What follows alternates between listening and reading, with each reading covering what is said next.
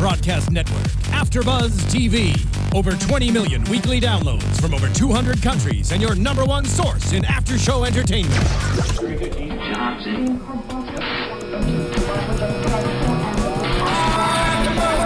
AFTERBUZZ TV, the destination for TV superfans, producing after shows for over 300 of your favorite TV shows, interviewing celebrities and showrunners, and bringing you behind-the-scenes exclusives. All thanks to E! Entertainment's Maria Menounos, producer Kevin Undergaro, and internet leader Akamai.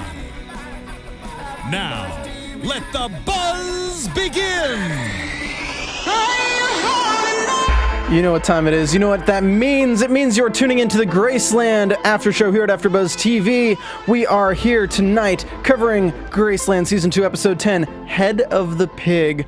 I'm your host, Stephen Lemieux. Joining me this evening is my amazing co-host, Stephanie Giorgi. I couldn't do a thing without her because she's so amazing and beautiful. How are you? I'm good. Yeah, thanks.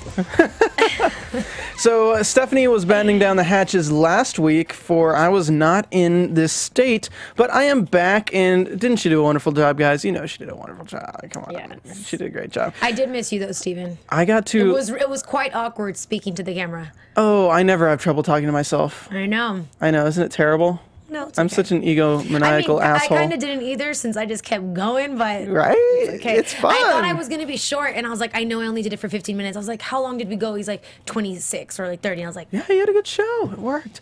Luckily, you know what the good thing is about missing a week on this show is that I get to watch them back to back. So then it's like long and even it's more... so fun because I watched last week's episode, and then I waited like 30 minutes, and then I went back to it, was like, oh wait, there was that cliffhanger. I get to come back and watch it now. And you know what? Can we start there? Can I start by asking you what did you think about last week's episode? And specifically, two things that I mostly want to know about. First, ask me questions. I know. Ready? What did you think about Lena? About Lena dying? How did you feel about that?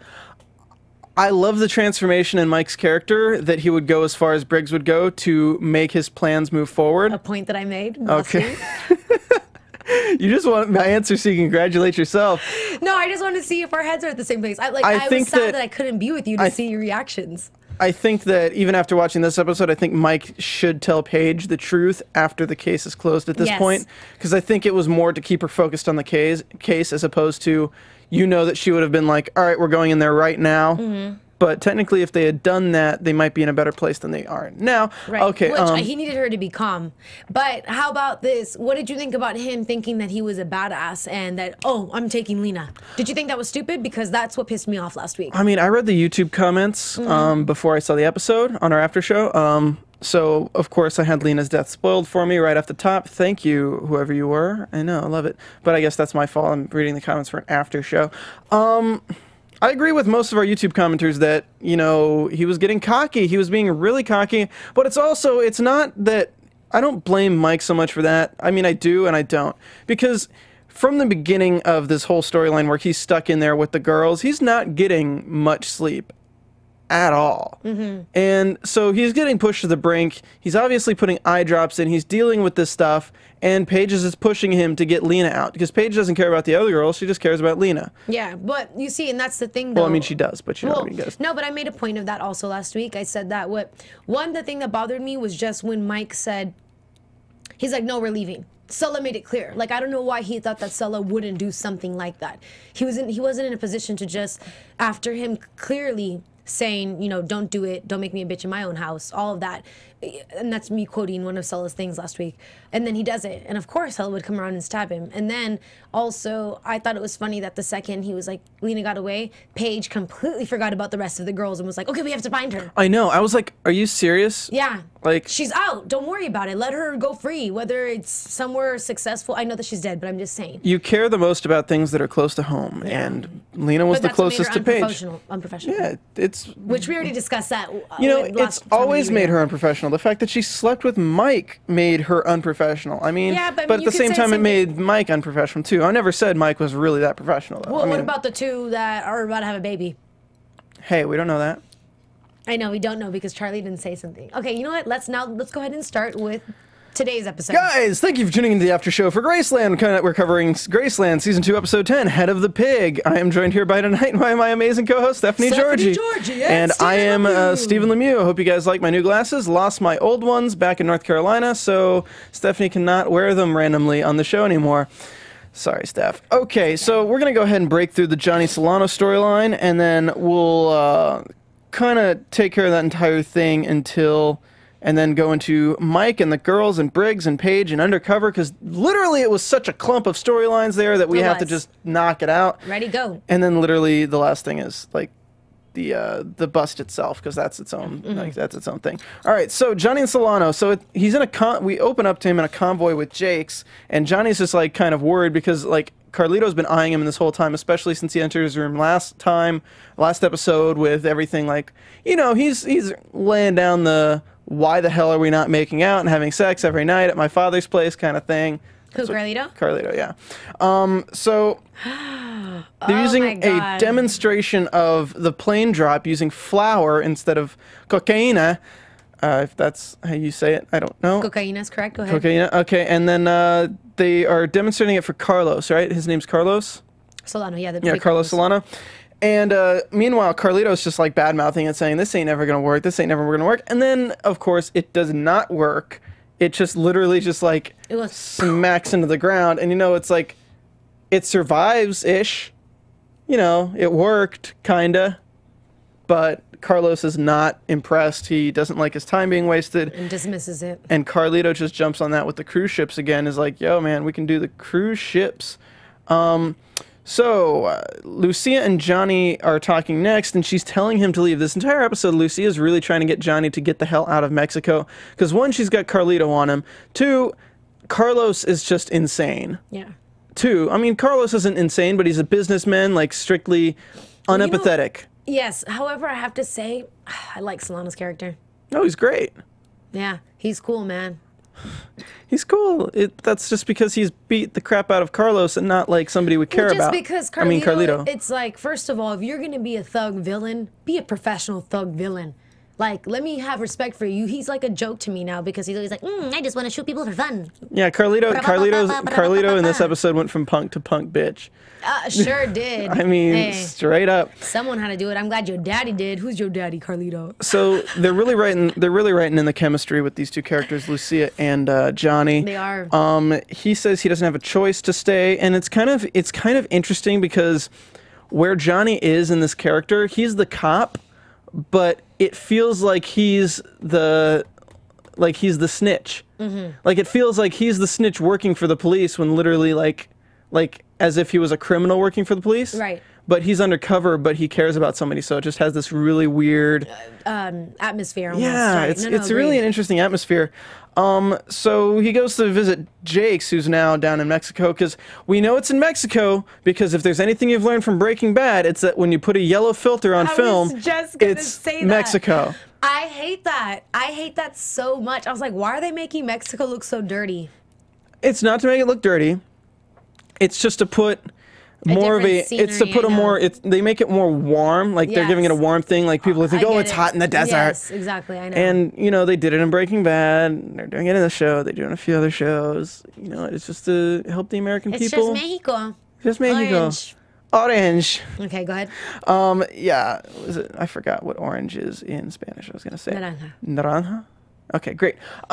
So he's talking to Johnny. Jake's is pissing in buckets. Jake's is trying to make it land, but apparently the math is just not working out with this. So they're trying to work on a solution to the plane problem with dropping the drugs, but because they're so heavy, the parachute cannot slow it down enough in time for it to fly under the radar and still be slowed down enough to land safely. So next thing we know, Johnny's talking to Carlos about his late wife. And sore subject, but yeah, pancreatic cancer. She died. She lasted 2.5 years against pancreatic cancer, which, if you know anything about cancers, pancreatic cancer is just like gallbladder cancer in that it's a very, very rare form of cancer, and it's very aggressive. Right. Well, I guess it's not as rare as gallbladder cancer, but it's very aggressive. Right. Yeah, so 2.5 years is a long time to last against something like that. And he tells, he's basically, at this point, he's done with Johnny. He's like, look, after Carlito gets the boat squared away, you're going to have, you say your goodbyes, and then we're never going to see you again, which, you know, sometimes is kind of a vague threat to me. Right. Well, I mean, because he was like, and then you'll go. And then I was like, wait, what do you mean? Like, and then we'll kill you? Or and then he's free to go back to the United States? Mm-hmm. Yeah, you never know. You never know, exactly. You never know. So Briggs talks to Johnny. Briggs tells him about the cruise ships, dangerously calling him in the middle of being undercover. Every time Johnny even talks to them, I'm like, how is it not even echoing in this, like, old, tall building where it would echo? Well, okay. You know, no, I'm not about to dive into that. Right. What I'm about to dive into is, okay, you are a crime lord for the cartel. You have this amazing house, and this guy you don't know very well is staying there. You would not have his room bugged? Right. That's what I'm saying. That's, I agree 100%. Friend of your son, friend of your daughter, whatever. Your son's a moron. Your daughter's not even really on your side, and you would not have this guy's room bugged? That's the one flaw I find, because honestly, like, he seems smarter than that. He seems like he would have... He does. He seems legit. People watching that stuff, totally monitoring Johnny. Or at least around, like, more people around, you know, like, random guards standing. Yeah. You know, the token guards. The token guards. You're going to put me in a room with 2 inept guards? Yeah. I'm just going to kill them. All right, so Carlito asks what Johnny will miss about Mexico at the table, because in Carlito's eyes, Johnny's done. Right. Because Carlito's getting the boats. I love this part, though. Oh, man. I love this part. What do you think you'll miss about Mexico? Can I answer it for you? Go for it. In the morning, there's a fog. I'm sorry, I don't want to do it anymore. But he said there's a thin, or whatever. There's a thick fog that just that goes right over the grass and everything, and it cracks me up. And because Carlito tries to make fun of it, and the fact that Solano appreciates this little fact, because Johnny is paying attention to detail and is appreciating his land and property, and he's like, no, it is beautiful. You would know if you didn't sleep all day. Carlito reminds me of like Billy Madison. Right. The cartel Billy Madison. Absolutely. I don't want to go to school. Back to school. Back to selling drugs. Back to selling drugs to prove to my dad that I am a thug. Yeah, there you go. Oh my God, you guys are going to hate us. I don't agree with the Stevens jokes, but I like that one. Well, if you're a thug, you know what you guys can do. You guys can thug it all out by going to iTunes, subscribing, and leaving us a comment with 5 stars on our iTunes. I'm going to go ahead and load up my iTunes. And it's turning on right now. Guys, you know why you need to go to iTunes and leave us 5 stars? I'll tell you why you need to go to iTunes and leave us 5 stars and leave us a comment. Because 1, it's badass. And everyone will know you're a badass for doing it. 2, it's because we feel good inside when we read comments about how great we are. Don't you, Stephanie? No, but I do appreciate your support, because it does help us in this show. And if you want to tweet myself or Steven, go ahead and tweet us during the show. If it's a shout out or even a question right now, feel free to do it. Anyways, go ahead. So, you should do it, because we give you shout outs on the show, which I'm about to do right now. And also because it keeps us searchable, and it keeps us up at the top for podcasts, which we were like number 14, I think, yesterday, which is great. I'm actually down with that, because, you know, this is a USA shows. USA shows are really great, but it's just such a niche audience with these after shows that I really enjoy the fan interaction that we get from them. So I was not here from the 8th onwards, so I'm going to shout out everyone. Let's see. So today is the 20th, 13th, 6th. Okay, so we shouted out Lizzie D1340. We're going to give you another one today. But from N.S. Martinez, love it and need it. I'm so glad I found this last season. I absolutely love Graceland. I'm so invested in it, so I'm always freaking out during episodes. I love this after show podcast and the host, especially because I share a lot of the same thoughts and emotions. There's more, but you should go on iTunes and read it while you're commenting on yourself. Pino Lora by Love Justified. Love Justified, you comment on a lot of our shows. Great panel, a big AfterBuzz fan. I hope they do more of the Jakes and his kid storyline. It was so predictable. Thank you for your podcast. Love it. And by Nosa_15, this show rocks. You guys have helped me a lot with the show, and when I miss something or don't get it, I watch you guys, and I love y'all. I love it. That's, by the way, that's my favorite. I would love for our viewers to be like, oh, yeah. I didn't see that. Yes, exactly, because that's what we're here for. That's what friendship's about. Anyway, so where did we leave off? We left off with the pig My God, this scene. So they're talking about the fog, and Carlito brings out this roasted spit pig, and I think it's funny because he's like thinking this is like the greatest thing. You're gonna love this, Johnny. And you know, in another light, this could be Carlito trying to romance Johnny, but at this point, it just seems like him threatening him. Right. And Carlos gets a phone call and doesn't even care about the pig, just walks off. And Carlito's like offering, do you wanna carve the pig, Johnny? I know. Meanwhile, we have Carlos on the phone talking, and it's Sid, which interacts with the other storyline, which we'll get to later, talking about the trafficking. And how Junior's going behind his back. Yeah. I love when he said that. Well, Junior's going behind your back, so you need to let him know what's up. Yeah, let him know what's up, because Sid is potentially, his cover is potentially blown. Carlos is not even wanting to be in the sex trafficking trade, we find out, and he's operating these houses, and I think Sid was... I think what Briggs told Sid was there's one in operation, which it's not true because Carlito technically shut it down, so it wasn't working because his dad didn't want him to. But I think the fact that Briggs said that and then Sid said that, it set him off and it was kind of a trap. And Carlos is not very happy. He's not, and I do like the fact that when Johnny goes into the church, when Carlitos as punishment is, which that was kind of weird because he's a grown-ass man. That's later, but yeah. No, but yeah, keep going. When he stands on the corn, when he says that, well, my father doesn't think that women are a commodity, or that he does think women are. No, he doesn't think women are. He doesn't believe in women as a commodity. As a commodity, there you go. Thank you. I appreciated that because that's a demonstration of how Solano raised his kids, meaning with him, it really was always like drugs and death, because that's the business and that's only. He's not trying to do anything else but make money in that way, where Carlito's like taking advantage of his power, if you will, and just having fun. He's being a little boy as if this is all toys. You can't be a cartel leader who deals in drugs and death and guns and expect to raise a son that actually knows like the deal. Right. I mean, come on. Like, your son's bound to be insane. Right. The fact Lucia's as sane as she is in this is semi-unbelievable. Yeah. So he makes him put the knife down. He's being very calm. He's like, put the knife down. And then Carlito's like, no, put the knife down. So he puts it down. Boom, knocks his ass out. Right in the face, twice. Doing some Mike Tyson-ish. Then he starts kicking him on the ground. Like, he's beating the living crap out of his son. That's what happens when you disrespect daddy. That is like the equivalent of a spanking for cartel, I guess. Absolutely. Because, like, I mean, he could have beheaded him. He could have, like, chopped his arm off. He could have chopped his hand off. His son got beat because he was betraying him. I know, but that's what I'm saying. It's like it's like a spanking. It's a spanking, absolutely. I no longer do business with those who betray me. Johnny, figure out the plane. You have a week or something like that. So next thing, Johnny's like, oh crap, goes to Jake, starts talking. He's like, they don't know why he beat him up, because they're wondering like, what the hell? Because it's been so many times. So many times he's let it slide. But they need to make the planes work. So Jakes gets a call from Briggs at this point, and this is where Briggs is confiding in Jakes that Miss Charlie is full of baby. I knew it the second she threw up. Oh yeah, watching last episode, I was like, oh yeah, she's pregnant. I knew it because she didn't.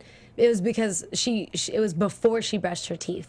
You know how normally, like, if someone brushes their teeth hard, like, oh, maybe they'll throw up or something. It was like you could tell she was like, and then it hit her. So that was more real about it.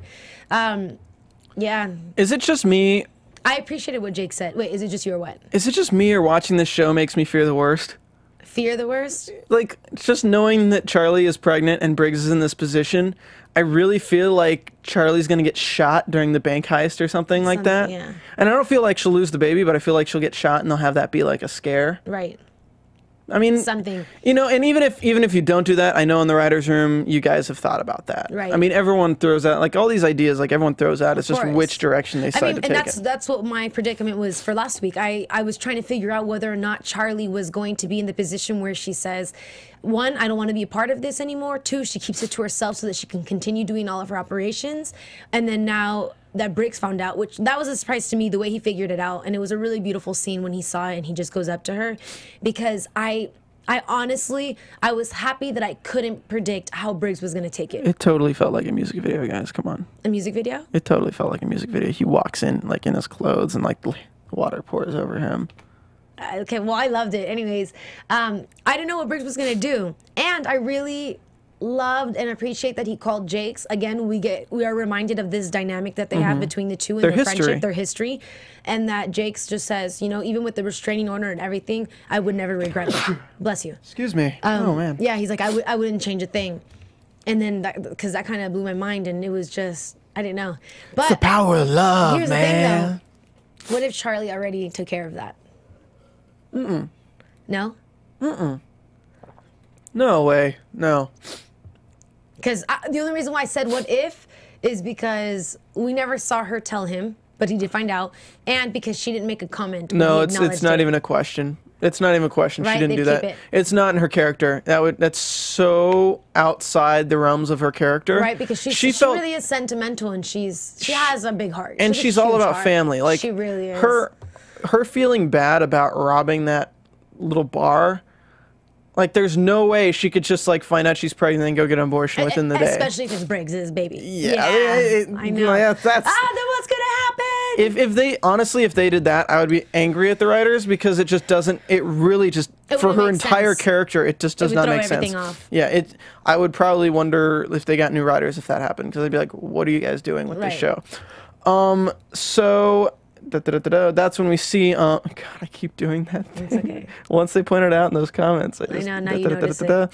So we see the Carlito. His punishment is in the kneeling in the raw corn, and I didn't think raw corn would cut your knees up that badly, but apparently it does. We should ask who's engineering for us right now, Marissa?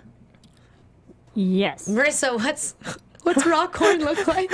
No, if you broke up raw corn and kneeled on it, would it cut your legs up? Marissa broke up what? Raw corn. Raw corn.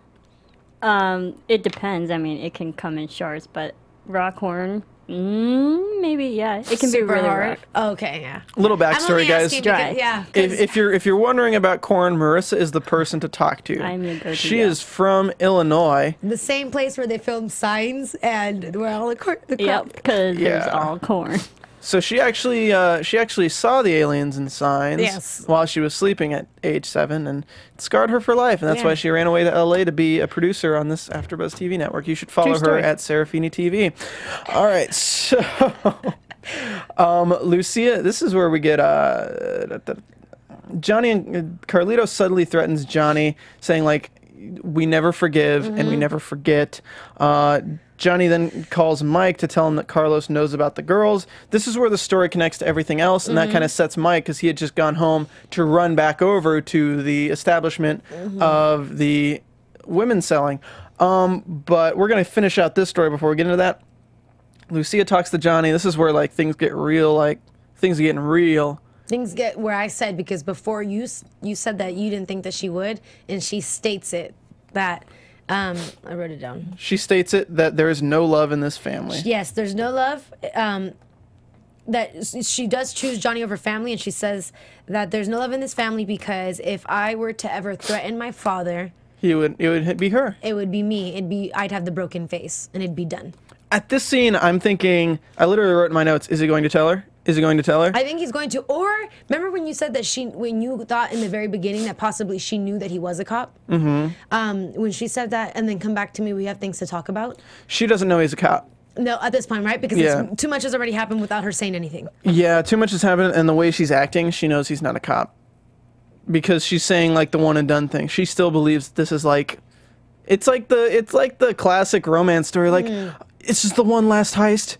Yeah, babe, this is the one last heist, and then we can run away into the sunset with that little fog that goes over the hills. Goes over the hills. We'll be that fog one day, babe. Thanks, bae. Steven is so romantic. I am so romantic. Anyways. I'm gonna buy you flowers and a bathtub full of oils and fragrances. Oh my God. Next. All right, that's what she said to me about like next. Anyway, he's going to tell her, but no, she wants to run away with him after this. So romantic. So then we get this plane demonstration again. This time, they added a little extra thing to it. It is an inflatable raft. Mm-hmm. And it makes it land okay. Okay, did you write okay? Yeah. Because the landing made me laugh because I was like, that was a shitty landing. No, Still. language, young Oh, lady. yeah, sorry. Excuse me, I pulled a Steven there. I know. You pulled a Y'all Steven. know I don't like to say ish, so forgive me. Ish. Carlos tells Johnny to go home, and Johnny asks to stay in Mexico, and he says, I don't give second chances very often. So just I go don't home. like my time being wasted, and I'm Right. apparently Russian. Yeah, you are. And actually, I'm kind of a little bit surprised of Solano's character. For a couple of times, I was wondering why he was so cool with Johnny, but I mean, it has to be for the storyline. You would think he'd kind of know what's up a little bit sooner. One sec. And, Okay, sorry. okay. That was just a Twitter comment. I was making sure it wasn't for Graceland because I wanted to respond if it was. Yeah, I mean, I think that he's cool with Johnny. The one reason he's cool with Johnny is because Johnny has balls, and he's which is like, respectful. well, he's respectful. He's intelligent. He appreciates little things. Like he's connecting with him on like very different- subtle yeah. things, and the fact that the fact that he didn't say, I love your daughter, I love your son, blah, blah, blah. He says, no, I'm here to work for you. And the fact that kind of said that he's business minded. Right, exactly. So, like, the fact that Johnny throws Carlito under the bus says, I can have this running with the planes in 2 weeks. With or without him. Like, to have Carlito, who literally, like, shot his bodyguard, who's for been him doing to all this say, messed like, up thing, nothing, yeah. put a gun to his throat when he just got there, and for him to say that in front of him, I think that earns respect. He has balls. He's got balls. He's got really big balls. Going back to Russian, really big balls. Yeah. Speaking of Russian, we'll go ahead and talk about Sola. All right, so we're going to go ahead and get into Mike and the girls and Briggs and Paige and the undercover work with Sid and Markham. Oh, No. shoot. Can I just say that, yo, Mike is getting tired. Like, I'm ready for his character to develop into something else. It is. I mean, no, it is, but I'm saying this time period right now, he's getting so tired and like restless and just, every time he comes on the screen, I'm like, get off the screen right now. I mean, I love me some Aaron Tveit, but Aaron Tveit, yeah, I like it. he needs to take a nap. Sorry, bro. I like it. I like the fact that he's not taking a nap. You know why? I don't want Mike taking a nap. Because he looks good with that scruffy face. I feel you. Hell yeah. No. No. I feel like last season it was too goody-goody. It was so goody-goody, and this now is like he's broken in. Well, no, it's not broken in so much as it's pushing to the breaking point. Like it's putting Mike through everything that Briggs was put through to get to where Briggs ended up. I'm an idiot and always manage to spill water when I have water, but anyway, it's fine. It's not that much. It's pushing Mike to the breaking point with all this bureaucratic bullcrap, and this is what's pushing him to be more like Briggs was in the first season. The fact that nobody believes him that Sid was the inside guy at the end of this episode, Right. that's going to drive him crazy. He's going to be so done with this Washington, D.C. crap, which is hilarious because... Oh, nice. Because his whole thing in the first season was striving for being part of the Washington, D.C. crap. Yeah. So... I really like it. I know he's being a dick, and I know you don't like Mike as much, but as a character development standpoint, the tables are going to turn so far when Briggs and this tape come out to the public and things like that. When Briggs and Mike go at each other, they need Mike to be on an equal playing field with Briggs, or it's just going to be like a kitten eating a mouse or something. It's absolutely. not going to be fair. No, I know. It's actually really crazy, and I do like how they're making the comparison. I mean, I'm tired, but it's impressive to me to see Mike genuinely become this Briggs character, while Briggs is almost coming out of that character, out of that persona. If you will. Briggs is going so far back into that persona. Don't even. What are you talking about, Steffi G? I think he's softening He's coming. up. He's like soft. Or maybe that's how good Briggs is that he's. I mean, I see him every week, and he got me fooled. He's softening up with his emotions, but he's going crazy with his job. He's going back in old Briggs mode. Oh, absolutely. Well, he's gonna have to.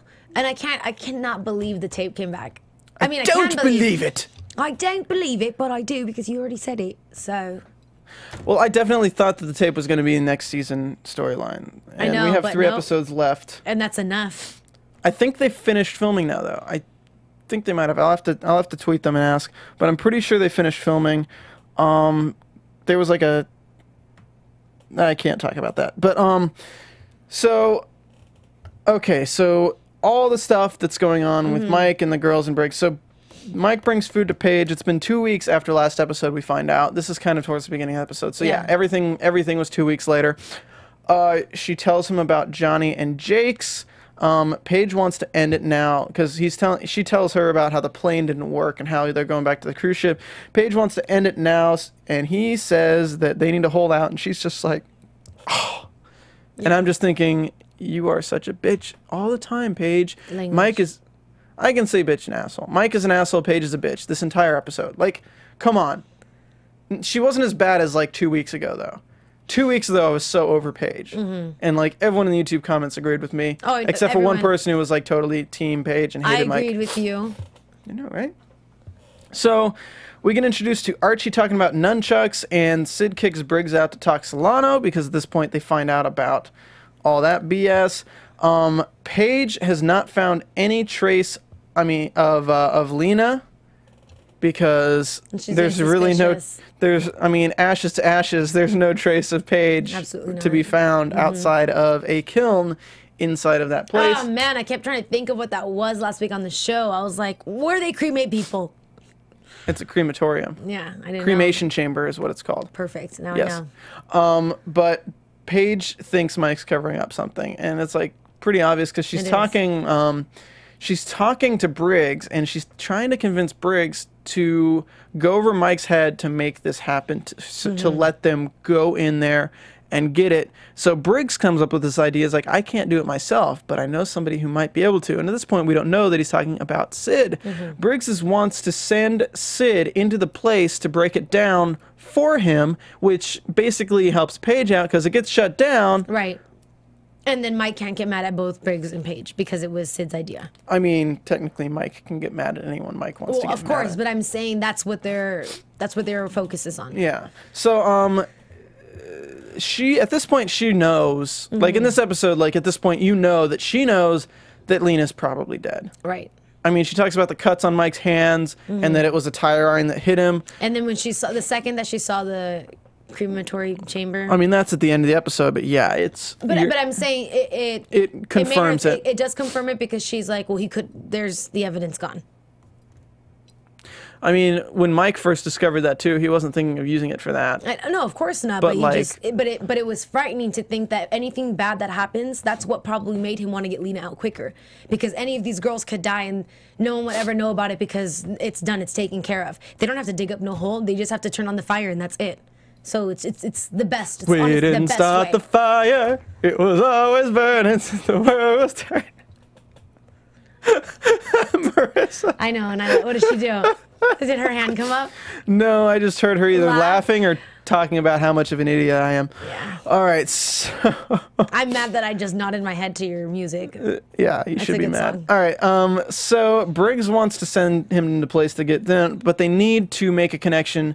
So what they do is they have Paige meet Briggs at the station pretending as an FBI agent named Kira Bradford, FBI. And she needs some short comms because her other ones had electrical failures, so she was hoping for a good Samaritan to donate them. So of course Sid, being the ever nosy guy he is, the nosy fellow, wants to figure out why. So sends Briggs to do so. Yeah, he asks why, and Briggs is like something about he basically just sends Briggs by villainizing the Fed, saying, oh, they're just trying to trample all over us, man, blah, blah, blah. It's the man. We're the people. He's the man. And tells him to just kind of, find out what she's doing with this phalanx gear. So at this point in the episode, we see the scene with Charlie in the shower, finding the pregnancy test. He hops in with her. So Paige talks to Briggs, and he says to get Mike out so Sid does not see Mike, because if bullets start flying, it's going to be chaos. And if he sees Mike, we don't know what'll happen, because Sid could kill Mike. He could. Because Sid, honestly, in this episode, could have knocked out everyone who knew. Exactly. Everyone that he knew that he was the rat. Right. So She says she'll get Mike's out. So then Briggs talks to Sid and says that it's about sex trafficking and tells Sid, I mean, this was so brilliant on Briggs's behalf, and it's so messed up, super, super messed up, because Briggs basically killed Sulla. Yeah. Like, literally, because it's the fact that the feds knew about a guy who knew about a cop's rat. So Yeah. Briggs was sacrificing Mike's case and Paige's case because he knew it would get him in further with Sid. Yeah, which that was discussed later, and that's why Mike was like, so you screwed me. Both of you screwed me. No, but Briggs screwed Paige too. So, I mean, Briggs screwed everybody in this, and Briggs was good at that. I mean, come on. Odin. What's up? So Briggs tells Sid that the guy has a cop in his pocket and hinting at that Sid's cover might be blown. I mean, this scene was like a class in dramatic irony 101. Yes. Like, we all know Sid's the mole. We know that Briggs knows Sid's the mole, but Sid doesn't know that Briggs knows Sid's the mole. So Briggs is just laying this little egg in his mind. It's like straight up like manipulation to the highest degree. Yeah, it's just like, Briggs, you being Briggs. So Paige talks to Mike, convinces him to take a break. And she says, you shouldn't be going so ham for me. Well, she doesn't say that exactly, but you know what I mean. Yes, of course. And if you don't know what ham means, it means hard as a... All right. So, so he drives away, and Mike is going to take a nice little break.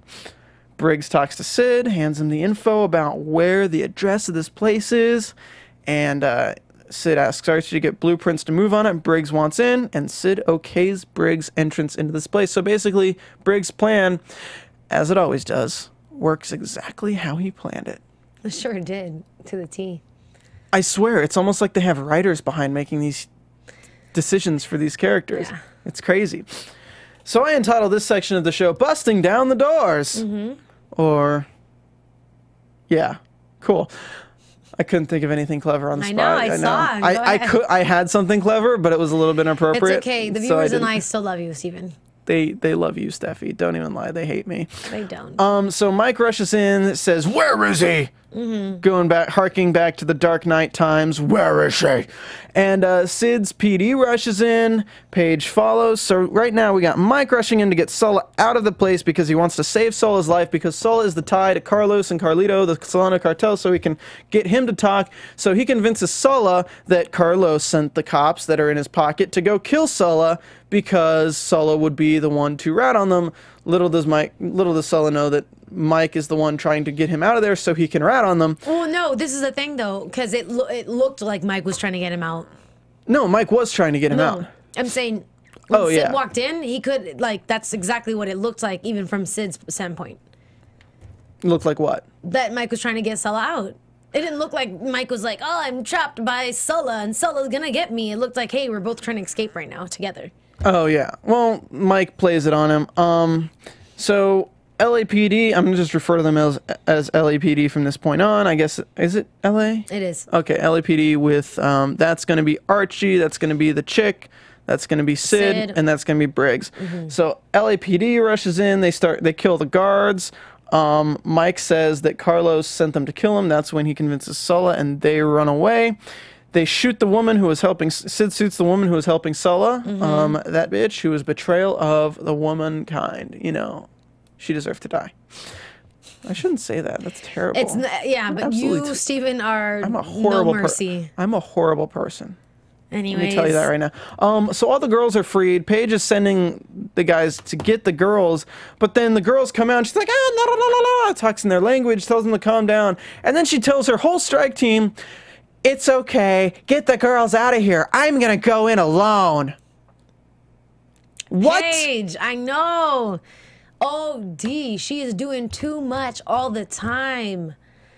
I mean, I'm happy she's not like the vixen per se, but now you're just a stupid cop. She did not play the scene in Control either, because like when the cops are lined up and she's like trying to control things, she's like, those are the two entrances that are the best ones. And I'm like, you are not in control of the situation. Yeah. Why are you commanding people? And it pissed me off she wasn't wearing a helmet. I was like, man, get shot in your head. Right? Get shot in your head, girl.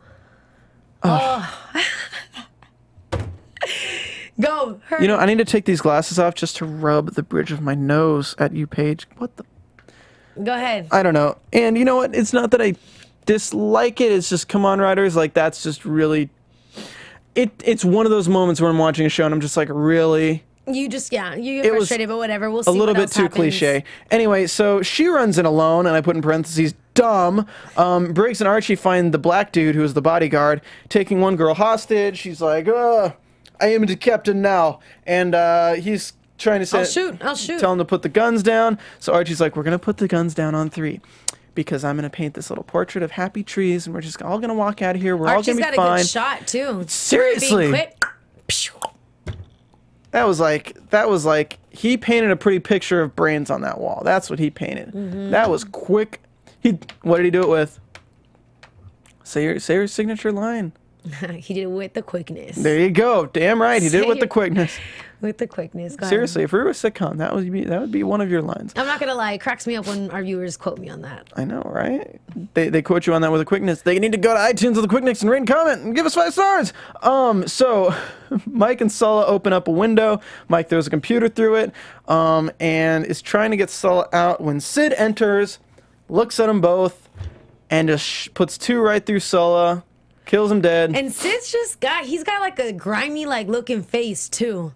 I'm like, you're not a good cop. This was like a checkmate. Clearly. This was his checkmate face. He's like, oh, it's done. He's like, all right, we're all on the same team here. All right, Let's we've got wrap this. it up. We're gonna wrap this show up. It's gonna shoot you twice. Oh, Hammer. he's dead. Let's take a 5 for lunch. One guy who knew that I was the rat, he is on the ground. Okay, Mike, you're next. You know I'm the rat. You told me yourself, because you came into my cafeteria and basically told me to my face that you knew. Smart guy. I'm gonna put one in your Paige is behind me. Hey, we're all on the same team, guys. We're good. We're good. No. I just got over that voice with the quickness, so continue, please. So Paige finds him, probably saves Mike's life in the process. They probably would have found him before Sulla was dead had Paige went in with a group of people as opposed to just alone to scope the place out. Right. Dumb. Girl made a run for it, got away, called it in. That's what Briggs' story is. Mike trying to out Sid Markham. Nobody believes him, though. I mean, it's just like, whatever. I was surprised that he was trying to come at it like that, like so quickly. I know, right? That was random that he was just like, no, it was a setup. It was a setup. Wait, what? I thought you were... Oh Yeah, it's like read the situation, Mike. Ready yet. Yeah, read the situation. Like, why are you telling this guy? This is not the time to say it, and that was right. Exactly, that was the wrong person to say it to.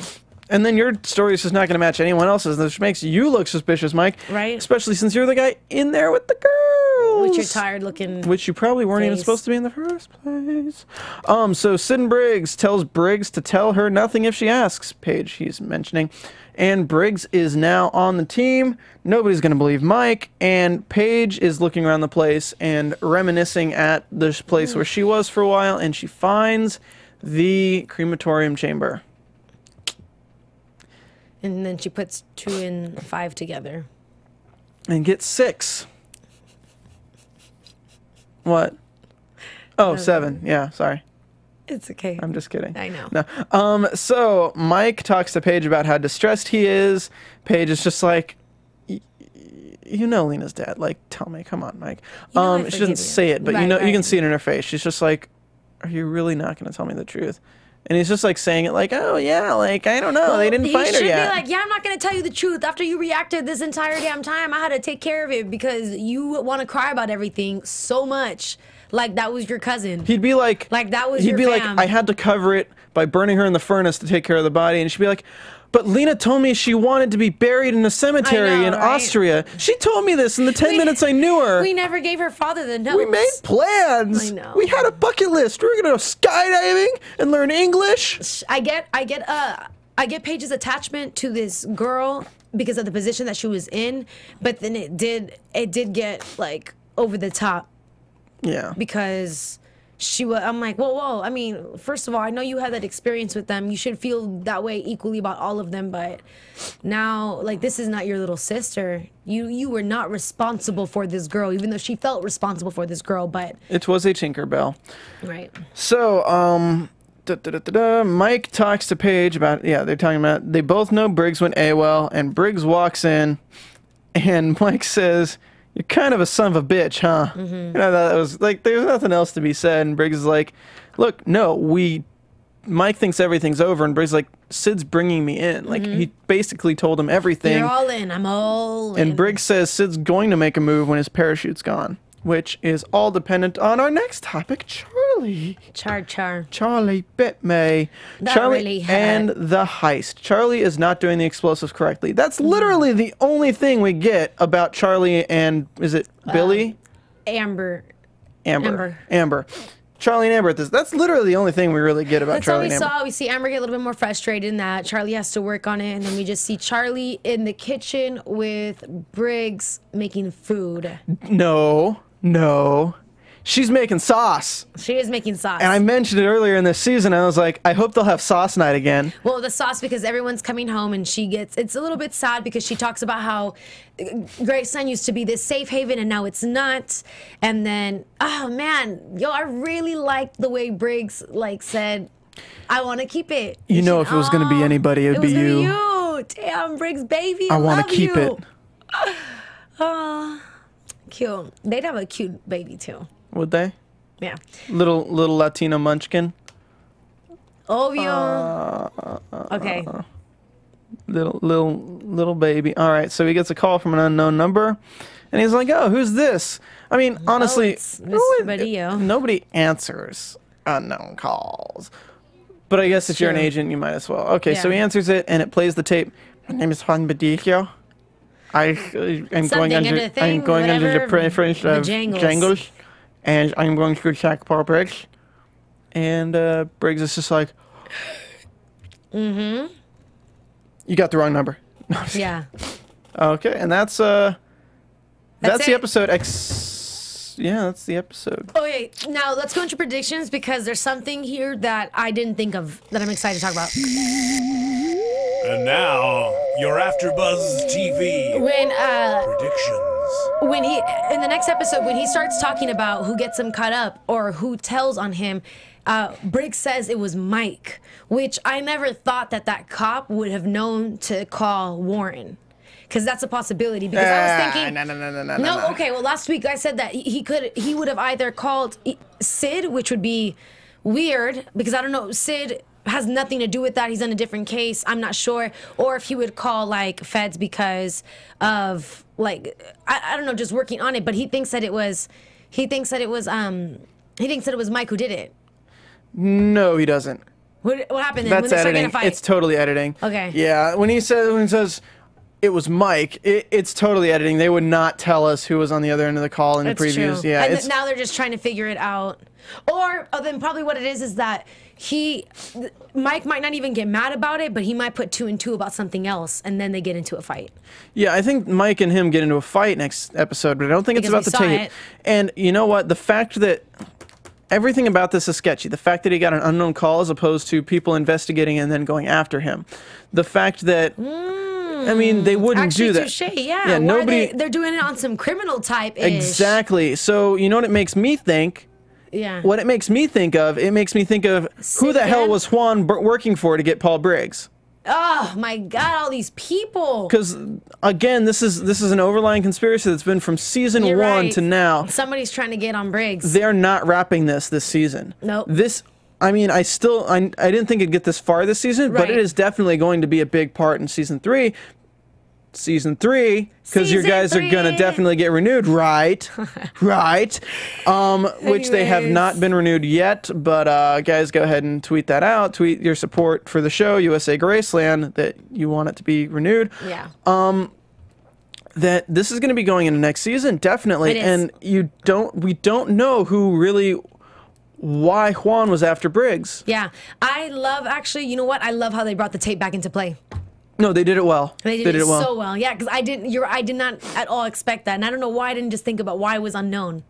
That was because obviously that was unprofessional, so that's not. Well, it's the fact that it's just to make Briggs sweat, because it's. I know, but I'm saying if this is if we're on some federal type whatever, you can't. That's not how you do it. There's protocol. There's this and that. The fact that there was a phone call because everyone's scared of Briggs because Briggs is a boss. The fact that there was a phone call at all. Exactly. To Briggs. That's what I'm saying. Means that it's sketchy. Yeah. Even if it wasn't unknown, it's sketchy. Dun, dun, dun. We'll find out next week. We probably won't find out next week, honestly. We're probably going to find out. I think we'll find out at the end of the season.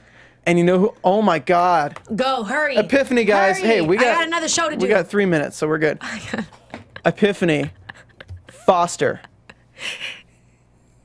If Foster was the one... I thought about it maybe. I think I mentioned this last week. Think about it. If Foster was the one who had originally sent Juan to investigate Briggs in the first place, and she had a role to play in Mike investigating Briggs in the first place, it's been an overlying arc that she's always been after Briggs. And she was down there in that area recently. The cop would know to call somebody in Washington. She would be the contact for that district in Washington. Maybe. Maybe her and Briggs used to... I mean, Briggs and everybody used to... I know, you're right. Anyways, well, y'all, make sure to talk to me about this. And can I wrap this up? Can I give my Twitter handler? Not yet. We have 2 minutes left. We got to stall for time. No. You can go. All right, y'all can find me on Twitter at Stephanie Giorgi, Giorgi, on Vine at Stephanie Giorgi, and on Instagram at SteffiG47. Tweet me, say whatever you want to say. I'll talk back. Love you guys. Guys, please follow me on Twitter. I'm begging for it. I'm 40 followers away from 1,000. It'll be a momentous occasion when I hit 1,000. Dang, I'm just trying to get 700 followers. Yo, girl. Yo, follow me on Twitter at Stephen Lemieux, StephenLemieux. Again, go to YouTube, watch our show, leave a comment on YouTube, because we love those too. But honestly, if you really want that shout out, you gotta go to iTunes because we love you more. Totally kidding. Dang, but seriously, Steven's pressuring you to get on iTunes. Rate 5 stars. Subscribe, leave a comment. We'll shout you out. You know you want us to. You know you want our silky voices to say your name when no one is around you. Baby, say I love you. Shut up. Guys, thank you very much. We will be back next week for Season 2, Episode 11 of USA's Graceland After Show here at AfterBuzz TV. Have a good night. Peace. The views expressed herein are those of the hosts only and do not necessarily reflect... From executive producers Maria Menounos, Kevin Undergaro, Phil Svitek, and the entire AfterBuzz TV staff, we would like to thank you for listening to the AfterBuzz TV network. To watch or listen to other after shows and post comments or questions, be sure to visit AfterBuzzTV.com. I'm Sir Richard Wentworth, and this has been a presentation of AfterBuzz TV. Buzz you later. The views expressed herein are those of the hosts only and do not necessarily reflect the views of AfterBuzz TV or its owners or principals. Thank you for watching AfterBuzz TV on YouTube. For more of your favorite after shows and interviews, subscribe to our channel here, and be sure to share your opinion on the episode in the comment section below here. We'd love to see what you guys are buzzing about. Thanks again. Buzz you later.